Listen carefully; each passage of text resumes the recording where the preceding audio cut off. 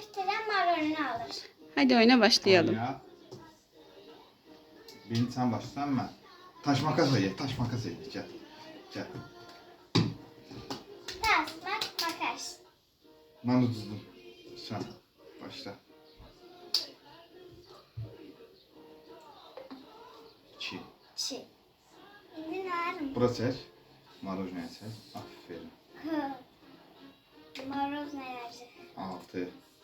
Takma da tamam. Sen tak. Bas. 5. Vay.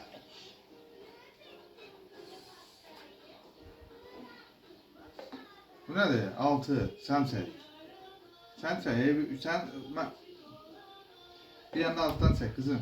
Hə? Alttan da çək. Çünki məndən olan xət sənə çəksin. 3. 3. Hə, 3 də səninlədir. Gözlə.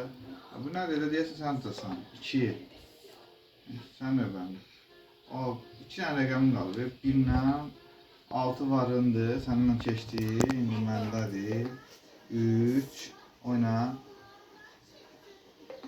6 varındır. Mənə keçdi. 2. Məndən keçdi. Səndədir. Sən 2 varındır. 3 varındır. 2 varındır. Səndə varındır. 1. Çək. Neçənin qaldı? Yəni 4'ün qaldı. Ay ay ay ay. 5. Çizsiniz ikimiz de 4'ü gözlüyoruz. 6. Yox, mən 1'dən 4 gözləyirəm. Mənim növbəm gözlə. Salasıq eləmə. 2.